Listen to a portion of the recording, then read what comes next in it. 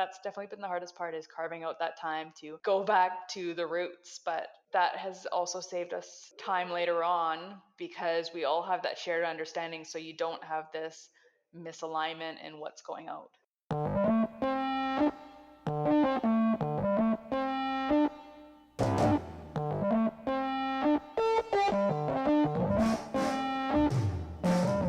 Welcome to Content in Practice.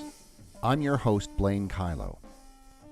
In each episode, I speak with someone about how we do the work of content.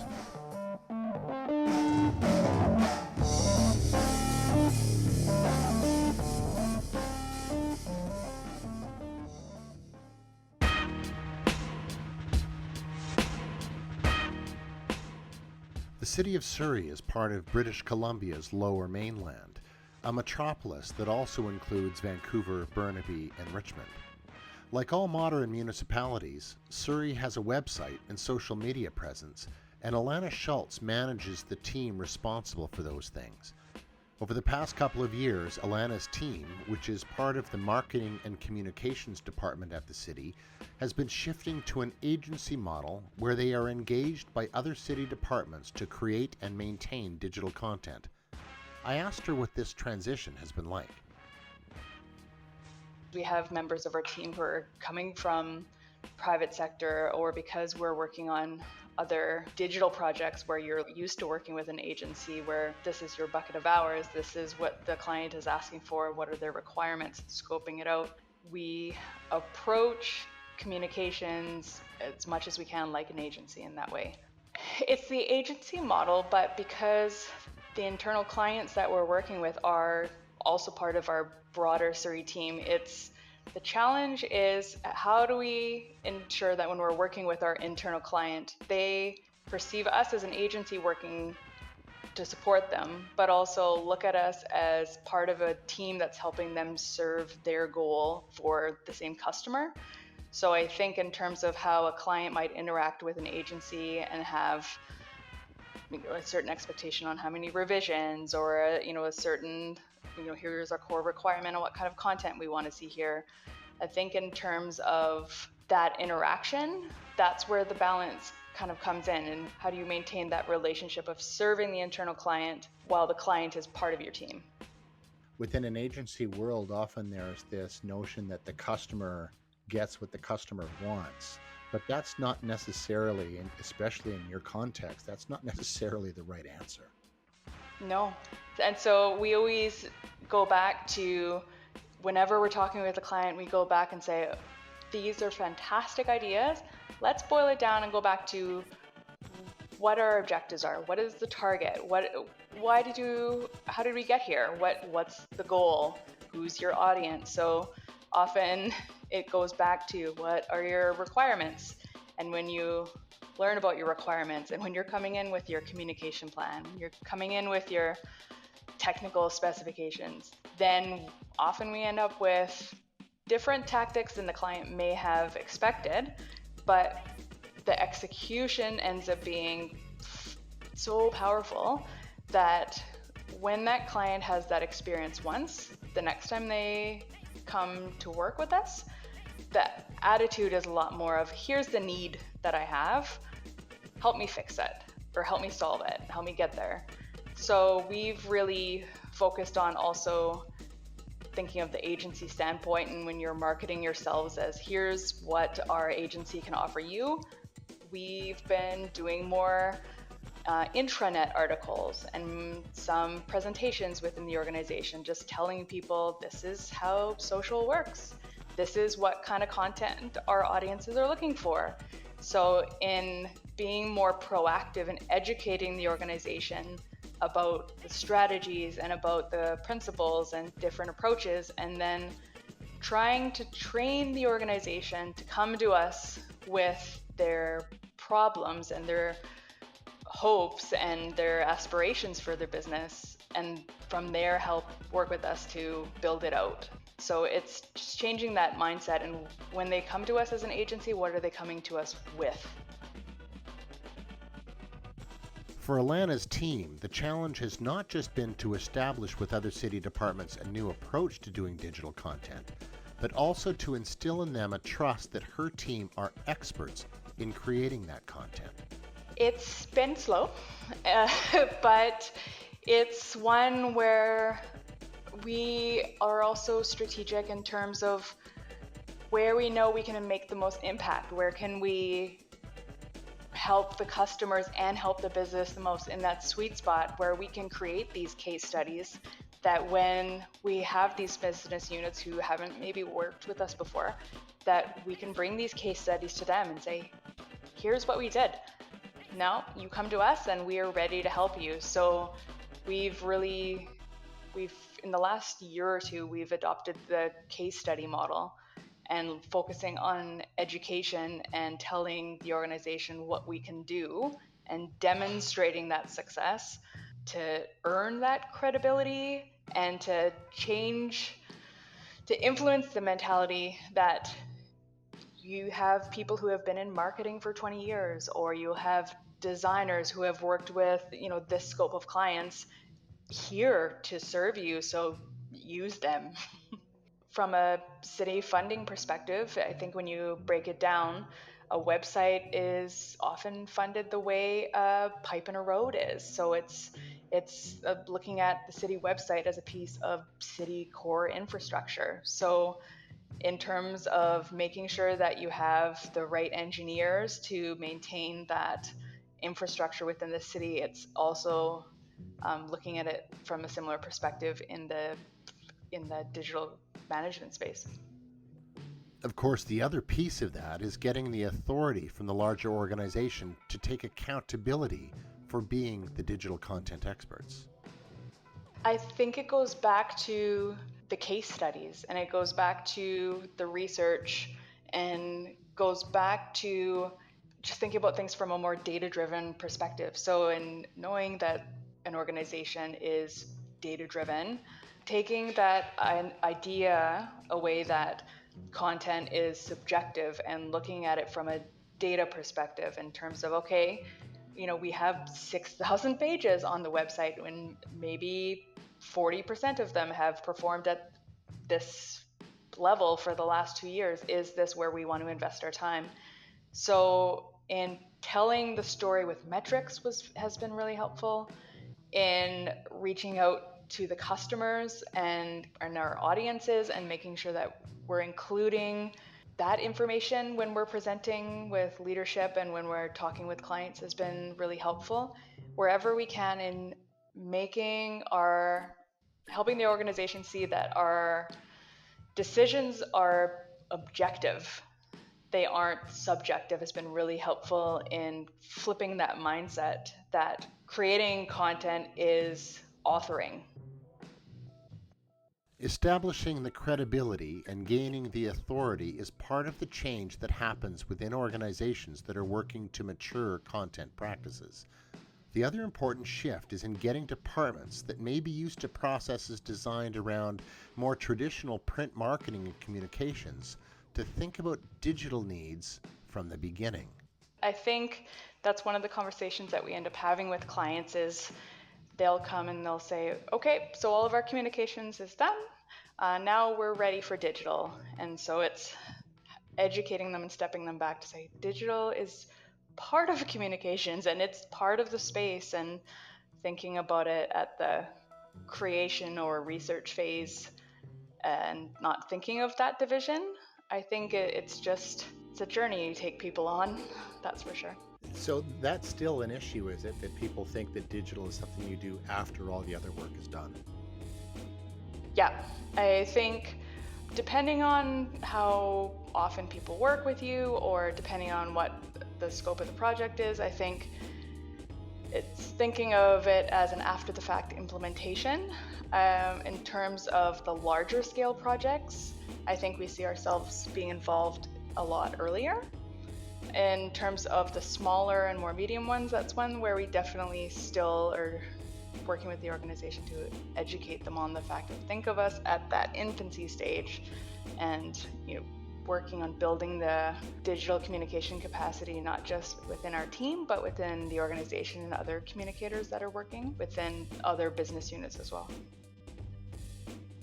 The ultimate goal, of course, is to serve the needs of Surrey citizens, and through research, the City of Surrey knows what its citizens are using the website for. They largely come to the website to do tasks. So they're busy. They probably go to only a couple of pages on the site, and they go to find out about property taxes, or they come to pay a parking ticket, or they come to learn about how to apply for a permit. So most of the time when they come for content, they're coming to do something. But cities need to share information with citizens that those people may not be looking for, and digital channels are ideal for that task. Alanna's team takes a strategic approach to determining how best to deliver that content without getting in the way of what people want from those channels. That's where we step back a little bit and think about digital content or web content being one piece of the bigger landscape. So we'll look in and we'll say, okay, why do you need this content?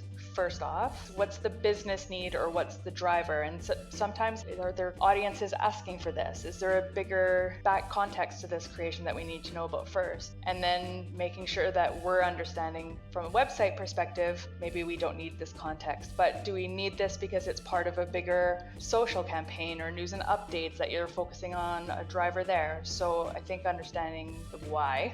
Also, when a client asks us for content and just going back to the objectives.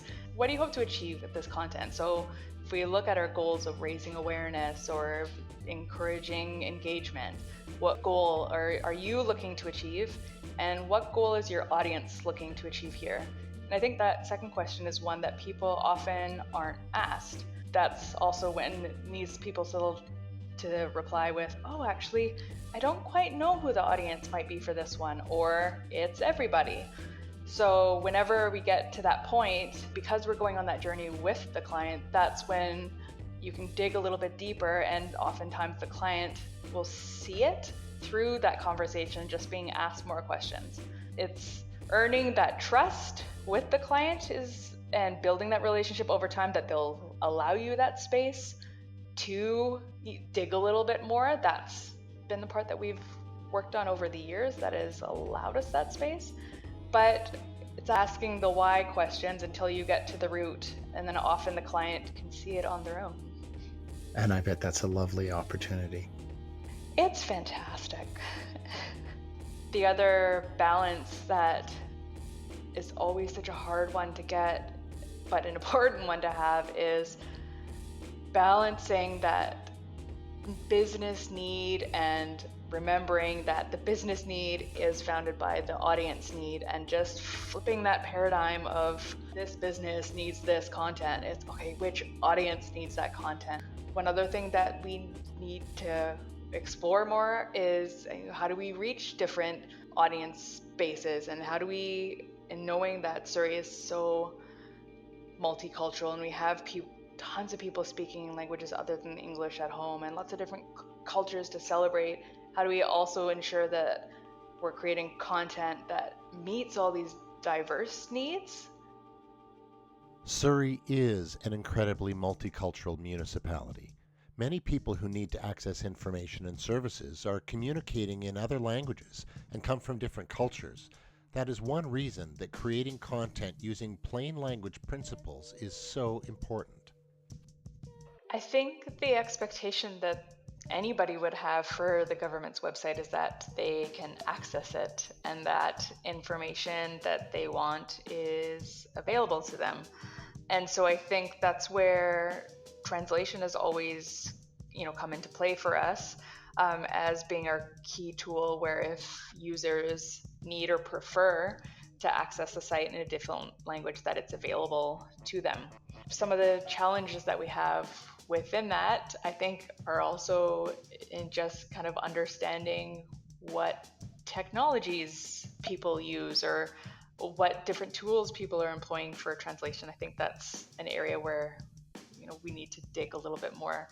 In seeing that, a large percentage of people don't speak English at home, I think, from that, we don't want to make an assumption that that means that they would prefer to access the site in a specific language. Like, we need to understand more there. And in looking at the use of Google Translate, it's not as high as we would expect in that area. But then we also know that there are other extensions that offer translation, and maybe there's a preference there. So in trying to figure out what research to take on and what data to look at to understand how we're equipping the website with the technology to support that, and also what kind of content and what we focus on when we're developing a website to make sure it's inclusive. And it's not practical to translate into all languages. I mean, what are some of the key languages that are in play?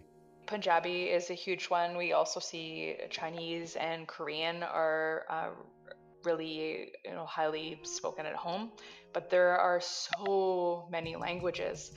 Making sure that we're connecting with key audiences, but also knowing that we want to be inclusive to everyone. Trying to kind of understand what is the need and what are the citizens' expectations for what the government should deliver. When it comes to translation, for example, like, I think then it begs the question of, okay, so if someone is reading in a different language and you're offering a fully translated version, what kind of staff support do you have to answer an email or a phone call with a question if somebody calls? So we do have services where somebody can call a phone number and get some city content translated into so many different languages. But I think it's identifying what are the key areas and what's the expectation that we can have, and how do we appropriately resource it. Communicating in plain language also makes it easier for automatic translation tools.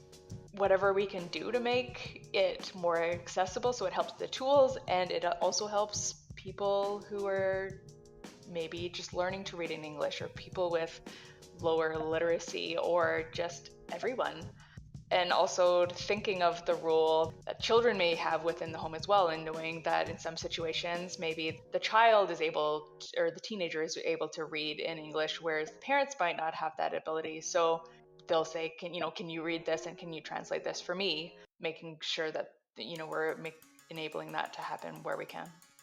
I think plain language is the core part in making sure that people understand how things work and why things work the way they do. Because I think as soon as you don't use plain language, then you're immediately creating that barrier to public participation, and also that barrier to raising awareness, which is like one of the huge goals that you're trying to achieve. So it's a little bit tricky. Well, it's a lot tricky to communicate that with business units when you're working with engineers and you're working with planners and who are writing detailed reports and assessments, to flip that around to focus on the audience and really help them see that it's not taking away from the content or the message, it's actually contributing to it and encouraging more involvement by being more accessible. It's not just translation. Like, there's culture in translation that I think any system is not going to get. Now, it's true that some content is easier to turn into plain language than others. Is there a particular type of content that you've had difficulty getting to that grade 8 level? I think when we get to things like bylaws, or we get to areas like permits where you're explaining regulations. So the regulations are rooted in bylaws, and the bylaws are often in very legal language. So I think in working with not just the business unit, but also, having close relationships with the privacy team and the legal team, and just workshopping it together, and also learning about why the language is the way it is. There is certain core language that you can't change, but where can we simplify the content around it, or where can we create additional content or visualizations like pictures or videos that may kind of help support that, where adjusting it into plain language is a little bit more difficult than other content. As with so many other organizations, Alanna's team always has more requests for content than they have time to fulfill. This is where a clear and consistent operating model and governance framework proves its value. Can you tell me a bit about how you balance resources and how you prioritize all of those requests? Web is just one channel. So we look at overall what are the different things that are coming down over the next quarter, like the citywide goals that are coming through from leadership, and making sure that we're aware of those and tapping into the business units as early as we can, so that we can make sure the teams are aware of, here are the priority items, which are going to take up a little bit more time. So let's ensure that we're prepared for that one. So I think it's knowing what the organizational priority is that helps us determine our team one. One of the interesting things that Alanna's digital team has done is come up with a blended approach to authoring content. The team has built out a SharePoint team site that the communications staff within the city all share. So we operate in a hybrid model. So within web team, within marketing, and from the corporate team, we sit in one area, but then there will also be distributed authors or distributed communicators who sit within the business units. Some even sitting in art centers and some sitting at museums or different locations. So we needed some online space that they could use. So we use a SharePoint team site, and we have a calendar where we'll mark it campaign level 1, 2, 3, or 4. So 1 knowing, okay, everybody get ready, it's a big one, all channels engaged, and we'll make sure that whenever possible, communicators will upload their request there. You've essentially created a great big editorial team out of all of these distributed authors. Do you ever come together to meet up and talk about what's going on? So it's quite new. I think we've had about 3 meetings at this point. So we come together on a quarterly basis. And so we use those meetings to talk about strategic decisions that we're all kind of making as a team, or ways to share successes or learnings that we can all kind of learn from. So there'll be a presentation from the major special events team on, how they handle sponsorship and marketing and advertising. They'll talk about their experience and their process, and by everybody sharing their process and then tweaking the overall process, we end up coming up with, as a team, all those perceptions end up coming up with some shared way of approaching it. That seems incredibly valuable. I think it's really inspiring, because then you see and you look around the table and you find out how talented the organization is. And within a distributed authoring system, it can be a little bit tricky, because there's definitely risk of tunnel vision, because you work with that business or you work on that portfolio so often, and maybe sometimes you might have people who are more experienced in some channels than others. So I think over time, it's definitely growing to be a space where there's the more thought leadership and kind of shared growth.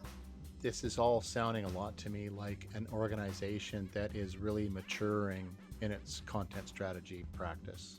I would say so. I think the organization, up until a couple of years ago, or 2 or 3 years ago, we really focused on the challenges that, in terms of what the customer was seeing, and not reflecting so much about what was happening on the back end.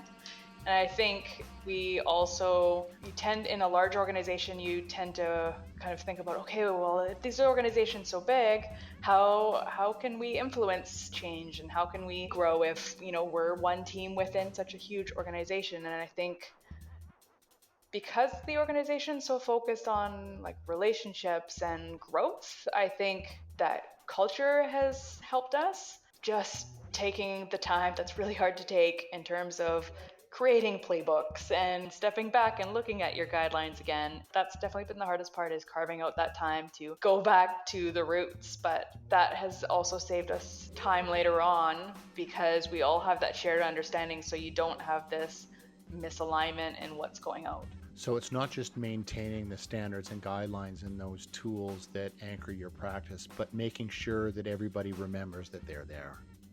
Yeah, also being open to them changing, because it's digital and communications, and it's always evolving, and there's always different perspectives. And so I think having your playbooks, but also taking a look at them every year, or if somebody offers a suggestion on them, just being open to questioning it, having the team mentality of being wrong, of being okay with making mistakes, I think has been really helpful. Okay, so you've made some great strides, some incredible shifts in how you do the operations within content. What's left to do? What are you trying to tackle? What's next to improve? I think what's next to improve is our use of taxonomy. Taxonomy is a big one, and our trying to look at where we can leverage from a web standpoint, and looking at how we can leverage automation and personalization. Exploring that has also been such a good reminder of, whenever you think you know your audience is, dig a little more, because you probably don't. And trying to, make sure that if you're going to have it automated, is it going to serve content that's, really helpful to the audience? That's our next one, our next phase. Not small challenges. No, not small challenges. Also, even from an asset management perspective, because web pages are so easy to see that you forget about the assets sometimes. And then you go, and in terms of educating and working with content authors on SEO and content creation and going back to the content models, but then you forget about documents, and you forget about metadata, and you connect taxonomies between documents and assets and digital content. I think that's one area where we could definitely grow.